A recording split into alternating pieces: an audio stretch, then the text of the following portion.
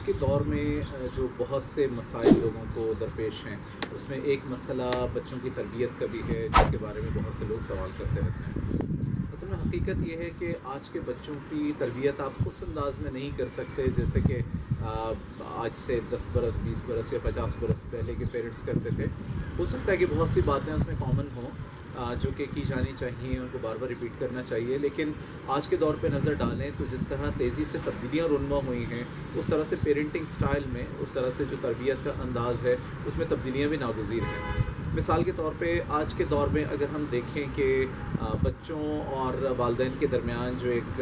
بہت بڑا مسئلہ ہے وہ کمیونیکیشن گیپ کا ہے۔ پہلے ادوار میں بھی یہ کمیونیکیشن گیپ رہا، لیکن جتنا آج کے دور میں ہے شاید اس سے پہلے کبھی نہیں تھا، کیونکہ یہ جو ڈیجیٹل میڈیا کا دور ہے، یہ جو انفارمیشن ٹیکنالوجی کا دور ہے، جس طرح ایکسیس ہے بچوں کو تمام چیزوں تک، وہ یہ ثابت کرتی ہے کہ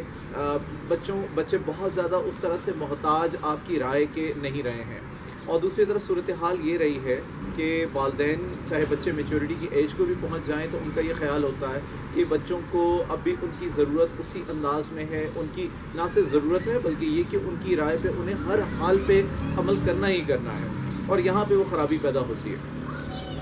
اب اگر غور سے دیکھیں تو جو آزادی خود مختاری کا نظریہ ہے جو لوگ لیتے تھے اور جس ایج سے اپنے آپ کو خود مختار سمجھنا شروع کرتے تھے، وہ ایج کافی اب پیچھے آ چکی ہے۔ اب لڑکپن تو کیا وہ بچپن کی حدود تک آ چلی ہے، جہاں پہ بچے یہ بھی سمجھنے لگے ہیں کہ انہیں کریئر کا انتخاب کس طرح سے کرنا ہے، اور پھر آگے چل کے جب میچورٹی کی حدود میں پہنچتے ہیں تو جہاں انہیں اپنے اسپاؤس کا انتخاب کرنا ہوتا ہے تو وہاں پہ بھی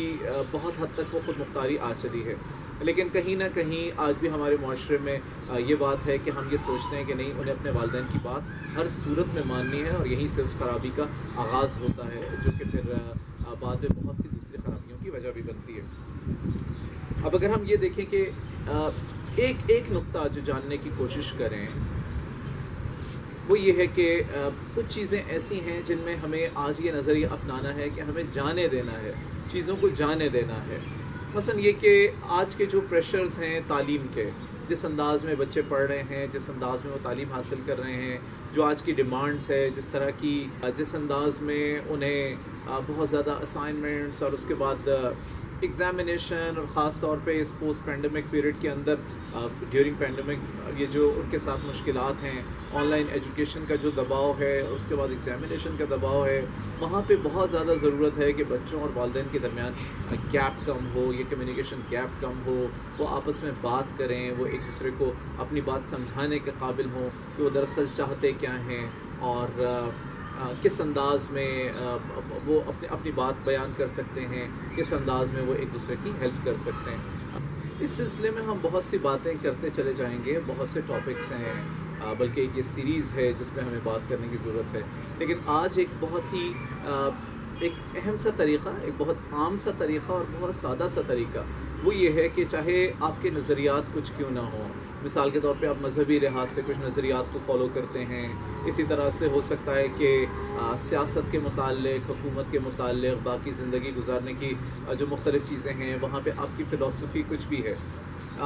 اس کو بیان کرنے میں کوئی حرج نہیں ہے، اس کے بارے میں بات کرنے میں کوئی حرج نہیں ہے، لیکن جب آپ اسے تھوپنا چاہیں گے اپنے بچوں کے اوپر تو وہاں پہ خرابی پیدا ہوگی۔ تو پھر ضرورت کس بات کی ہے؟ کیا ہم اپنے بچوں کو غلط اور صحیح میں تمیز بتانا بھی چھوڑ دیں؟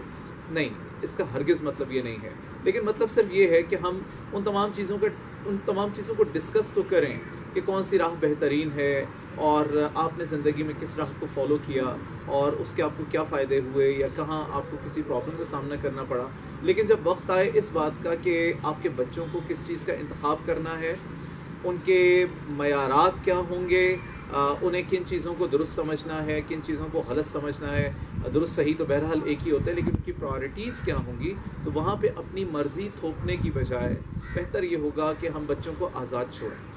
ہاں، یہ ضرور ہے کہ ہم انہیں اچھے اور برے میں فرق ضرور بتا دیں، ہم یہ بتا دیں کہ سچ کی جستجو کیسے کی جاتی ہے، سچ کو تلاش کیسے کیا جاتا ہے، کویسچنز مختلف ذہن میں کس طرح سے آتے ہیں، کویسچنز کو پوچھا کیسے جاتا ہے، سوالات کس سے پوچھے جاتے ہیں، اور اس کے بعد فیصلہ کس انداز میں کیا جاتا ہے، اور اس کے بعد انہیں فیصلہ کرنے دیا جائے۔ اعتبار एतमाद ये वो चीज़ें हैं जो आज, ये वो तोहफ़े हैं जो आज आप अपने बच्चों को दे देंगे तो ज़िंदगी भर उनके बहुत काम आएंगे। वो सारी ज़िंदगी हैंडीकैप नहीं होंगे, वो ख़ुद मुख्तार होंगे, अपने डिसीजंस लेंगे और उन्हें ये पता होगा कि उन डिसीजंस की बैक पे आपके एतमाद और एतबार की वो मजबूत दीवार मौजूद है जो उन्हें हर मुश्किल से बचाएगी। तो बच्चों पे एतबार करना सीखें, उन पे मर्ज़ी थोपना छोड़ें। आने वाले दिनों में हम इस और इससे जुड़े हुए मज़ीद टॉपिक्स पे हम बात करते चले जाएंगे।